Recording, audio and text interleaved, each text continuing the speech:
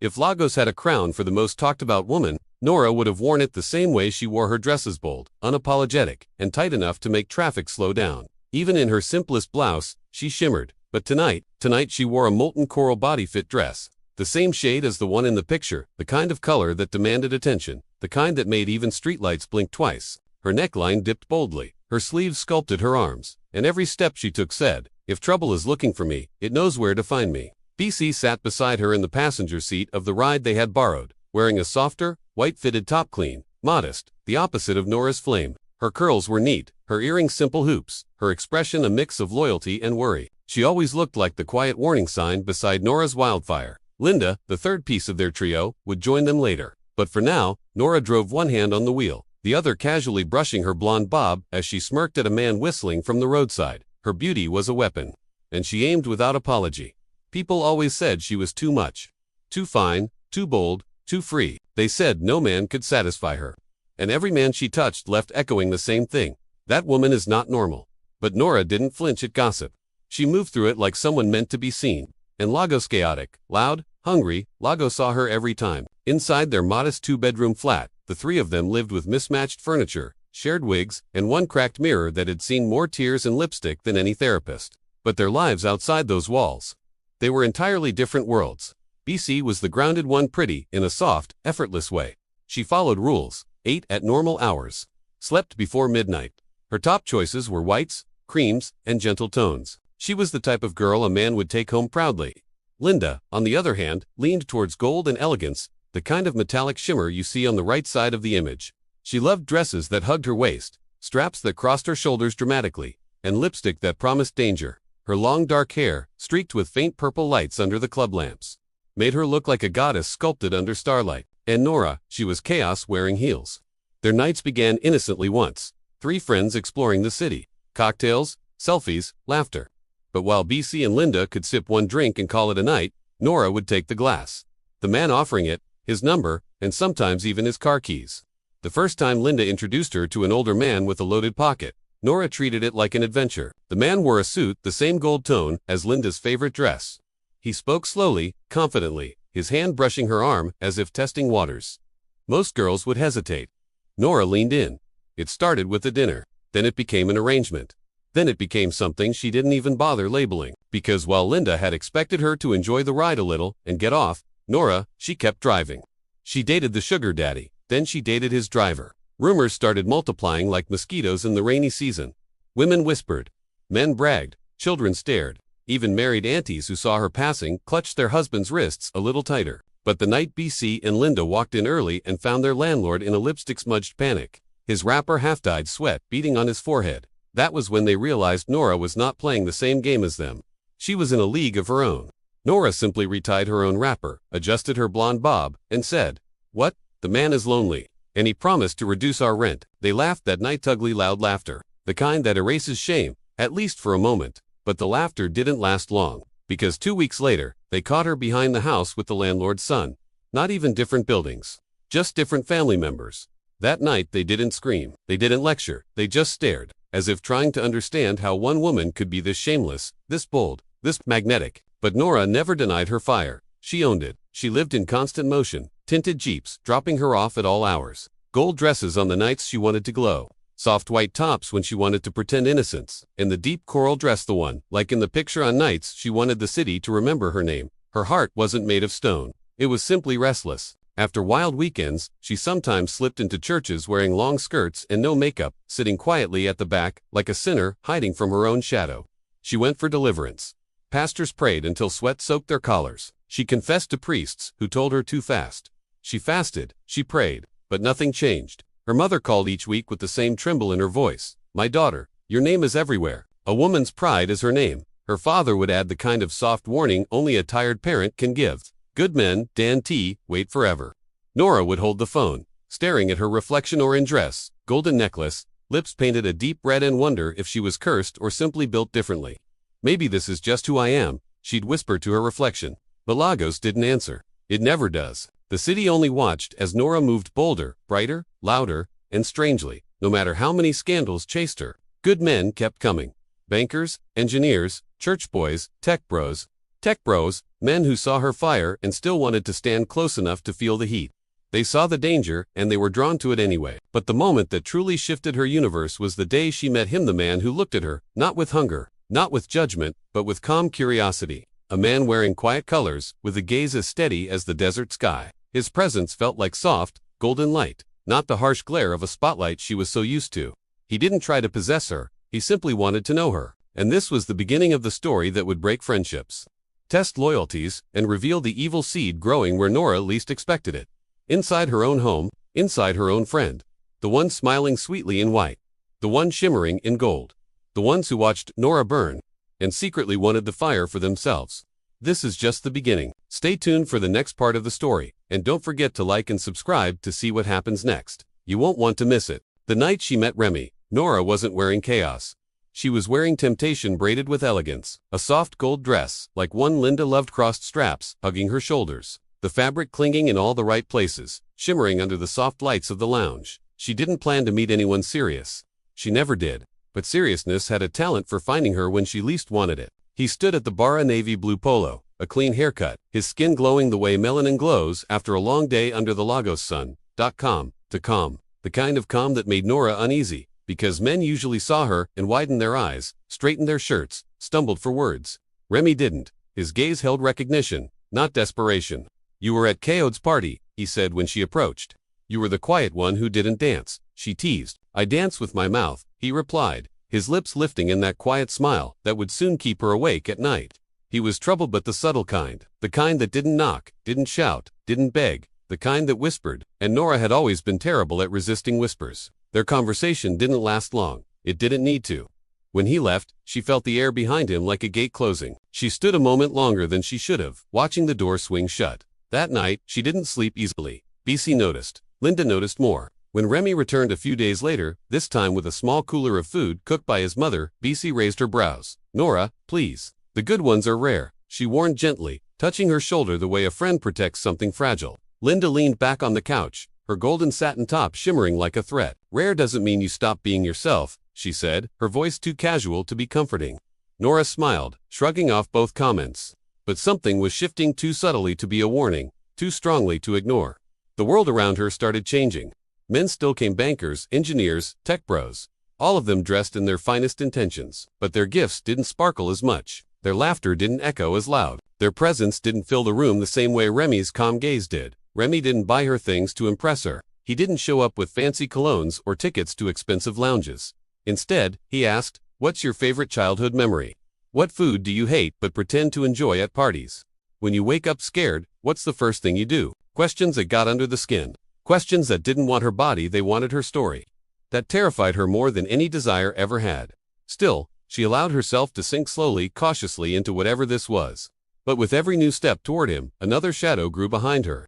Linda watched everything. Nora didn't notice it at first. The shift in her friend's posture, the way her golden dresses suddenly felt aimed, not worn, the way her compliments turned sharp, wrapped in sugar. When Remy visited, Linda always found a reason to walk past slowly, her hips swaying like a metronome timed for temptation. "Hi Remy," she'd say, her voice soft as honey. Too soft, BC noticed. She always noticed. She'd glare at Linda. Linda would just shrug. "Oh please, I'm just saying hello." But BC wasn't fooled, and Nora should have listened. The outing with Remy's friends changed everything. Remy invited her to a casual hangout with his closest people, Tunde and David. The two men arrived like a study in contrasts. Tunde, a loud laugh, an expensive watch, energy that filled the room before he even spoke. David, slow movements, sharp eyes, a quiet intensity that could disarm a person with a single look. Nora knew personalities like theirs. They were magnets, dangerous ones. But she kept reminding herself she wasn't here to play. She was here for Remy. The evening was easy. Drinks, banter, jokes, comfort, and then real danger. Chemistry she didn't want. She felt it, a flicker when Tone laughed. Another when David's gaze lingered too long. An old familiar spark, dangerous and addictive. She forced herself to ignore it. But something inside her whispered, "This is how it always begins." Later that night, BC found her sitting by the window. The city lights reflected in her eyes like tiny galaxies. "You're thinking too hard," BC said, sitting beside her. Nora didn't respond. "You like him," BC added softly. Nora exhaled. "That's the problem." BC touched her hand. "Then don't ruin it." Nora wanted to promise. She really did. But in the doorway, wearing a silky gold dress that caught the light like liquid flame, Linda watched them with eyes too sharp, too calculating. She didn't speak. She didn't need to. Jealousy, when it arrives, doesn't ring the bell. It just walks inside wearing a pretty smile. The first crack came during game night at Remy's place. A harmless evening, drinks, laughter, and then Remy stepping out to take a call, leaving Nora alone with Tunde. One joke, one shared moment, one too long pause. Then a mistake. A familiar mistake. A pattern. A weakness. A pull she hated but couldn't seem to break. After that came David. A different moment. The same storm. By the time Nora got home, her heart felt like someone had poured concrete inside it. She locked herself in the bathroom, the gold straps of her dress glistening against her skin under the dim light, tears hot and unforgiving. Why am I like this? Why can't I just love one man? What is wrong with me? For the first time, the confident, irresistible Nora looked like a frightened girl wearing a dress too powerful for her trembling body. The confession broke something deeper than she expected. She called BC and Linda into the living room. Her hands were shaking. Her voice was cracking. Her heart was bleeding. I messed up, she whispered. I messed up badly. She told them everything. BC gasped, covering her mouth. Nora, no, you have to tell him. Before someone else does. Linda crossed her legs slowly, the gold fabric of her dress shifting like a warning. And destroy everything. Why confess what he doesn't need to know? Linda. BC hissed. No. Linda snapped back softly. Let's be realistic. If she tells him, it's over. Good men are not easy to find. If she wants to keep him, she should act innocent. Nora shook her head, tears spilling. It feels like I'm carrying a stone inside my chest. BC grabbed her shoulders. Then tell him. Fix it from the root. Linda leaned forward, her eyes narrow, her voice low and dangerous. If you confess, you'll lose him. Don't be foolish. In that moment, Nora felt it, not just fear, not just regret. She felt a shift. BC stood beside her. Linda stood against her. Two friends, two paths, two different futures. And in Linda's eyes, the beginning of a plan. Something dark, something hung. The days after Nora confessed felt like slow poison. Quiet, invisible, but eating through the walls of her world. Nora could feel it. Something was shifting, tightening.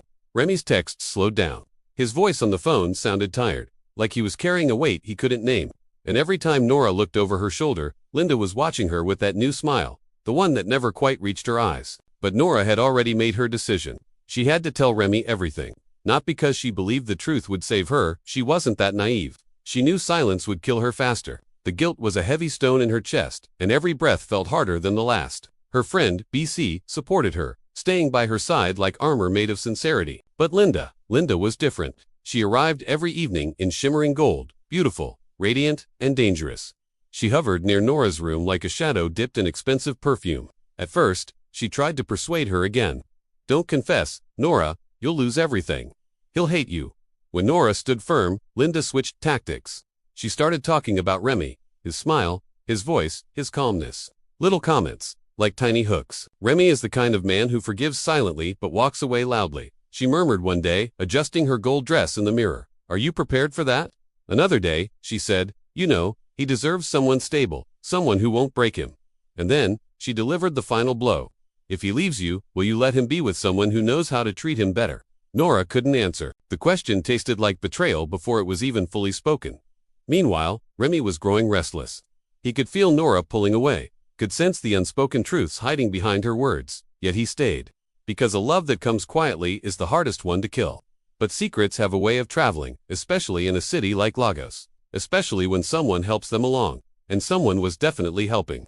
The betrayal began with a text message. Late one night, Remy received a screenshot from an anonymous number, a picture, a short video clip, a few lines of text. It showed Nora laughing with Tunde in a kitchen, their bodies a little too close. Another clip showed David helping her with her shoes, his hand lingering on her ankle. These were harmless moments on their own, but edited together. They looked damning. The message read, "This is the girl you're falling for. Think carefully before you give your heart to her." Remy's chest tightened. He wasn't a fool. He knew things could be manipulated, but his instincts whispered that something was deeply wrong, and his instincts were right, because just outside the frame of every clip, standing just off camera, Linda had been watching, recording, collecting, and smiling. The breaking point came 2 nights later. Nora finally gathered the courage to tell Remy the truth. She chose a quiet cafe and wore a simple beige dress, wanting to appear honest and vulnerable. Her hair was pinned back so he could see her eyes without any walls. When he arrived, his expression was calm. Too calm. She sat down slowly. "Remy, there's something you need to know." "I know," he said softly. The words hit her like a physical blow. You know." Her voice trembled. He slid his phone across the table. The screenshots, the clips. He didn't raise his voice. He didn't accuse. Why didn't you tell me sooner? He whispered. Nora felt her throat close up. That's not the full story. Please, Remy, I was going to tell you everything. His eyes were tired. Not angry. Worse, they were filled with disappointment. I believed in you, he said quietly. I told you I don't scare easy, but this. Her tears started to fall silently. She didn't wipe them away. Please, just listen to me, Remy sighed, rubbing his temples. I can forgive mistakes, Nora, but I don't know if I can forgive lies. She reached for his hand, but he gently moved it away. That small gesture hurt more than shouting ever could. The cafe felt suffocating. Remy, I love you, she managed to say. He closed his eyes, as if the words physically pained him. I wish you had loved me earlier, he whispered. He stood up and walked out, the door closing softly behind him. In that moment, something inside her collapsed. Something she didn't know how to rebuild. BC found her sitting in the dark later that night. Her hair undone, her eyes swollen. She rushed to Nora, hugging her tightly. We'll get through this. You'll fix it. He'll come back, but Nora just shook her head. No, someone planned this, who? BC asked. Nora hesitated. The answer sat in her chest like a sharp blade. Linda, she whispered. BC stiffened. Are you sure? Nora nodded slowly. Only Linda knew. Only Linda saw me at those moments. She was always there, always watching. Her voice cracked, and she told me not to confess. Again and again. Because she didn't want me to save anything. BC's face hardened. That snake. The confrontation was inevitable. Linda came home late that night, wearing another stunning gold dress, glowing like a villain who believed she'd already won. She found Nora and BC waiting in the living room. Nora's eyes were red, but her posture was steady. BC stood beside her like a shield. Linda lifted a brow. What's this? An intervention? Nora stepped forward. You sent the videos. Linda didn't flinch. She didn't deny it. She just smiled. A slow, poisonous smile. Well, she said, her voice smooth as silk. If a truth destroys something, maybe it wasn't worth keeping. Nora's jaw clenched. You wanted him. And you didn't deserve him, Linda replied sharply, her gold dress glimmering as she folded her arms. You get everything, Nora. Every man, every bit of attention, every spotlight. For once, I wanted something for myself. BC stepped forward. You betrayed your friend. Linda's laugh was cold. She was never my friend. Not really. Not when she always burned brighter than me. The word sliced through Nora, but she didn't break. Not this time. She stepped closer, her voice low and firm. You didn't ruin me, Linda. You ruined yourself. For the first time, Linda's confident smile faltered. The ending wasn't loud or violent. It was quiet, heavy. Final. Linda packed her things and left. 2 days later, BC stayed, helping Nora pick up the pieces of her heart. Remy didn't disappear completely. Some loves linger like distant stars, but he didn't return. Not yet. A few evenings later, Nora stood on her balcony, wearing a soft golden top. She watched the city buzz under neon lights and desert-colored sunsets. For the first time, she let her fire rest. She whispered into the wind, I will become better than my past. And the city of Lagos, for once, felt silent enough to listen. Thank you for watching. If this story resonated with you, please like and subscribe for more.